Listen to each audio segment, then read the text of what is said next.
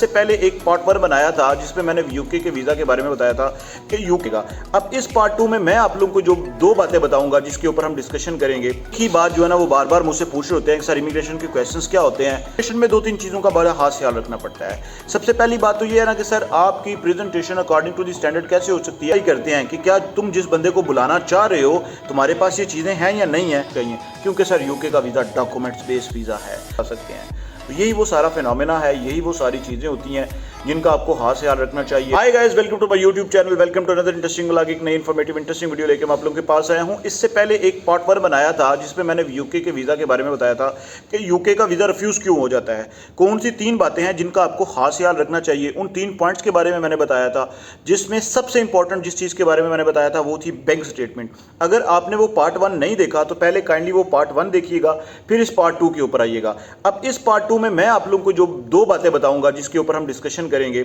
एक तो ये बताऊंगा कि वीज़ा रिजेक्ट होने के बाद आपको स्ट्रेटजी क्या अपनानी चाहिए। आपका वीज़ा रिजेक्ट हो गया, इट्स ओके, कोई बात नहीं है। अब हम लोग स्ट्रेटजी बनाएंगे कि कैसे दोबारा से वीज़ा जो है ना वो फाइल करना है। नंबर 3, आपको वीज़ा मिल गया। वीज़ा मिलने के बाद आप जब जाते हैं तो इमिग्रेशन के ऊपर आप काउंटर के आपको कौन से क्वेश्चंस का सामना करना पड़ सकता है, आपने उनकी प्रिपरेशन कैसे करनी है या आपने उन क्वेश्चंस को कैसे फेस करना है, या आपका प्लान क्या होना चाहिए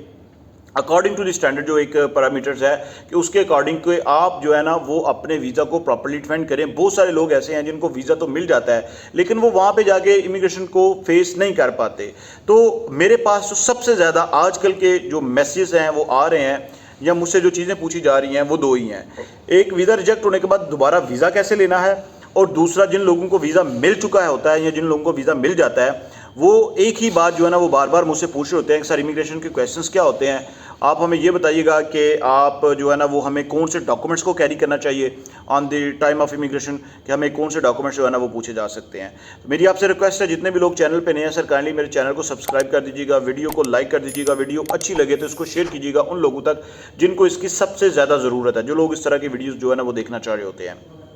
अब मैं पॉइंट नंबर 1 पे ऊपर बताता हूँ। मैंने सबसे पहली पिछली वीडियो में बताया था कि वीज़ा रिजेक्ट क्यों हो जाता है। अगर वो वीडियो नहीं देखी तो उसको देखिएगा, पार्ट 1 देख के पार्ट 2 देखेंगे तो आपको दोनों पार्ट्स की बड़ी अच्छी तरह से समझ आएगी। अगर वो वाला पार्ट देखा हुआ है तो इसको आप देख रहे हैं, तो अब मैं इस पार्ट में आपको बताता हूँ कि अगर आपका वीज़ा रिजेक्ट हो गया तो अब आपने करना क्या है। सर सबसे पहली बात तो ये होती है कि जो यूके का वीज़ा है ये कोई इंटरव्यू बेस्ड वीज़ा नहीं होता, ये एक डॉक्यूमेंटरी बेस्ड वीज़ा होता है। आपने अपने डॉक्यूमेंट्स को ऐसे प्रेजेंट करना है कि अगर कोई भी चीज़ आपकी प्रॉपर नहीं है या अकॉर्डिंग टू द स्टैंडर्ड नहीं है, लेकिन आपकी प्रेजेंटेशन इतनी स्ट्रांग होनी चाहिए कि वीज़ा ऑफिसर को कहीं से भी ये चीज़ नज़र ना आए कि ये जो चीज़ है ये अकॉर्डिंग टू द स्टैंडर्ड नहीं है। अब प्रेजेंटेशन में 2-3 चीज़ों का बड़ा खास ख्याल रखना पड़ता है। सबसे पहली बात तो ये है ना कि सर आपकी presentation according to the standard कैसे हो सकती है अगर आपकी documents according to the checklist हैं, तो आपने अपने documents according to the checklist रखने हैं। अब प्रेजेंटेशन में मैं एक चीज़ जो बताता हूँ वो ये है कि सपोज टू भी आपने अपना बैंक अकाउंट प्रिपेयर किया हुआ है, आप पाकिस्तान में हैं, इंडिया में, कहीं पे भी हैं, आपने अपनी टैक्स रिटर्न्स भी रखी हुई हैं।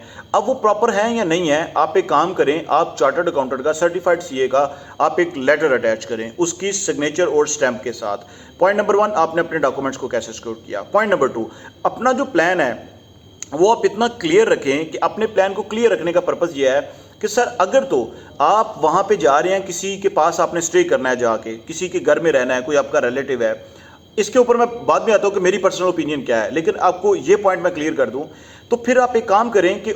वहाँ से जाके इनविटेशन लेटर, मतलब कि जिनके पास भी आपने स्टे करना है उनसे कहें कि वो एक इनविटेशन लेटर भेजें। अब इनविटेशन लेटर का सर तरीकाकार क्या होता है, एक इनविटेशन लेटर होता है कि वो बंदा प्रॉपर्ली अप्लाई करता है,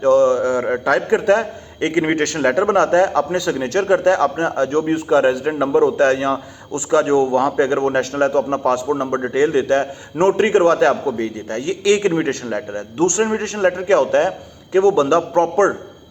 एक तरीकाकार के अकॉर्डिंग इनविटेशन लेटर बनाता है, उसको कोर्ट से वेरीफाई करवाता है,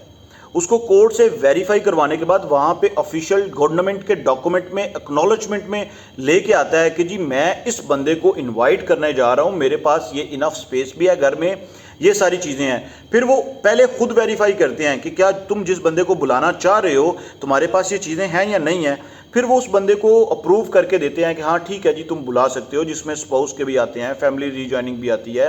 फ्रेंड्स एंड फैमिली सर्कल के लोग भी ज्वाइन करते हैं, ऑर्गेनाइजेशंस भी अपने एम्प्लॉय को बुलाती हैं, काफ़ी सारी चीज़ें जो है ना इसमें आ जाती हैं। ये एक मेथड होता है, आप इसको अप्लाई किया करें, ये तरीकाकार यूज़ किया करें। ठीक है, ट्रैवल प्लान के अकॉर्डिंग मैंने आपको बता दिया। अब मेरी पर्सनल ओपिनियन क्या है, अगर आप ट्रैवलर हैं, टूरिस्ट हैं, तो बेहतर होता है आप होटल बुक करें सर, क्योंकि जब आप होटल बुक करते हैं तो उनको भी ये होता है हमारे मुल्क में आके ये बंदा 4-5 दिन 6 दिन स्टे करेगा, एक हफ्ता स्टे करेगा, हमारे मुल्क की इकॉनमी में भी थोड़ा सा कंट्रीब्यूट करके जाएगा, क्योंकि होटल लेगा, होटल में स्टे करेगा तो होटल के भी कुछ पैसे स्पेंड करके जाएगा और बाकी जो है ना वो दूसरे पैसे भी जो है ना वो खर्च करके जाएगा। अगर आप फैमिली का बता देते तो उनको पता है ठीक है जी ये यहाँ पे आया तो बाकी सारे खर्चे तो उन्होंने बियर कर लेने हैं। लेकिन ये मेरी एक पर्सनल ओपिनियन है, ज़रूरी नहीं है कि आप इस चीज़ को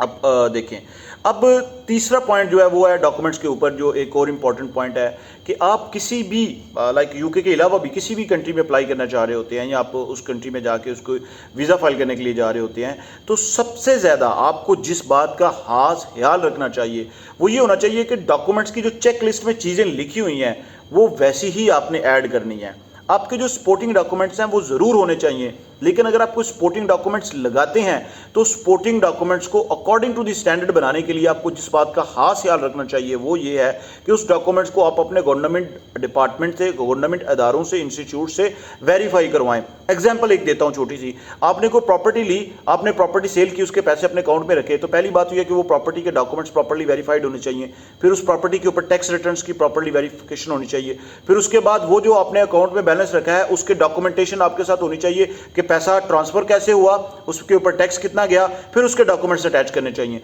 क्योंकि सर यूके का वीज़ा डॉक्यूमेंट्स बेस्ड वीज़ा है। लास्ट पे मैं आपके साथ ये शेयर करता हूँ कि इमिग्रेशन पे क्वेश्चंस कौन से होते हैं। बहुत सारे लोगों के दिमाग में ये बात आती है, माइंड में ये बात आती है, पूछना चाहते हैं सर कुछ भी नहीं होता, सिर्फ और सिर्फ आपका कॉन्फिडेंस लेवल ये सबसे इंपॉर्टेंट होता है। नंबर 1 के ऊपर जो एक सबसे इंपॉर्टेंट चीज़ होती है वो ये पूछी जाती है, किसी भी कंट्री में चले जाते हैं आप, किसी भी जगह पे सबसे पहले ये पूछा जाता है भाई क्यों आए हो, आपका पर्पस क्या आने का, आपको पता होना चाहिए आप क्यों आए हो। पॉइंट नंबर 1 क्लियर हो गया। अब जो आपका पर्पस होता है ना सर, उसी से रिलेटेड बाकी के क्वेश्चंस होते हैं। अगर आप कहते हैं कि आप टूरिस्ट पर्पस के लिए आए हैं तो आपसे अगला क्वेश्चन भी टूरिस्ट पर्पस के लिए किया जाएगा कि कितने दिनों के लिए आए हो, फिर उससे अगला क्वेश्चन भी आपसे टूरिस्ट पॉइंट ऑफ व्यू से किया जाएगा कि कौन सी प्लेसेस आपने विजिट करनी है, फिर उससे अगला क्वेश्चन भी आपसे टूरिस्ट पॉइंट ऑफ व्यू से किया जाएगा कि आपने रहना कहाँ पे है, फिर उससे अगला क्वेश्चन भी आपसे टूरिस्ट पॉइंट ऑफ व्यू से किया जाएगा कि अगर जिस प्लेस को आप विजिट करने के लिए आए हो आपने वहाँ पे कोई उसकी टिकट लेके उसको बुक किया है या नहीं किया, या क्या आपका प्लान है। ये सारे वो क्वेश्चंस होते हैं जो एक जेन्युइन टूरिस्ट किसी भी कंट्री में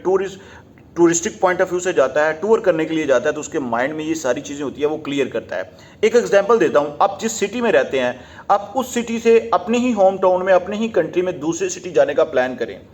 क्या आप विदाउट प्लानिंग जा सकते हैं? नहीं जा सकते। तो जब आप एक सिटी से दूसरे सिटी विदाउट प्लानिंग अपनी ही कंट्री में नहीं जा सकते, एक कंट्री से दूसरे कंट्री में विदाउट प्लानिंग आप कैसे जा सकते हैं? तो यही वो सारा फिनोमेना है, यही वो सारी चीज़ें होती हैं जिनका आपको खास ख्याल रखना चाहिए। टूरिस्टिक पर्पज़ के लिए जाते हैं तो 100% रिटर्न टिकट लेके जाया करें,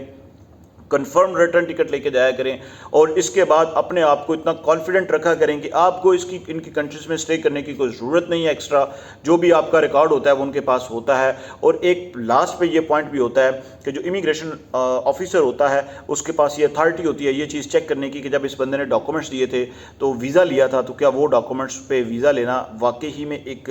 जो जेन्युइन था जिस पे ऊपर इसने वीज़ा लिया है, या वो फेक डॉक्यूमेंट्स थे, क्योंकि उस वक्त तो उन्होंने आपको नहीं देखा होता। जब आप वहाँ पे प्रेजेंट होते हैं on the time of immigration, तो तब वो आपकी पर्सनैलिटी से देख के जज करते हैं, अंदाज़ा लगाते हैं आपके क्वेश्चन से, आपके साथ बात करके कि वो जो डॉक्यूमेंट्स दिए थे वो सारे के सारे ठीक हैं, क्योंकि उनके पास सिस्टम में रिकॉर्ड आता है। वीडियो अच्छी लगी है तो ज़रूर वीडियो को शेयर कीजिएगा और मुझे कमेंट बॉक्स में ज़रूर बताइएगा कि कोई इससे रिलेटेड किसी किस्म का कोई क्वेश्चन है या आप कुछ पूछना चाहते हैं। मिलते हैं एक नए इंटरेस्टिंग ब्लॉग में, तब तक के लिए स्टे ब्लेस्ड।